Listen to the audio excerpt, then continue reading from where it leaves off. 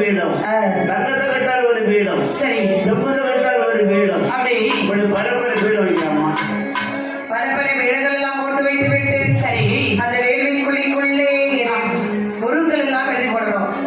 அப்படி என்று சொல்லி இந்திரனாருட ஒருவது எழுத, இந்திரனாருட ஒருவது எழுத, இறையவனாருட ஒருவது எழுத, இறையவனாருட ஒருவது எழுத, சந்திரனாருட ஒருவது எழுத, சந்திரனாருட ஒருவது எழுத, சர்வகநாதருட ஒருவது எழுத, வேதாளை ஒருவது எழுத, வேதாளை ஒருவது எழுத,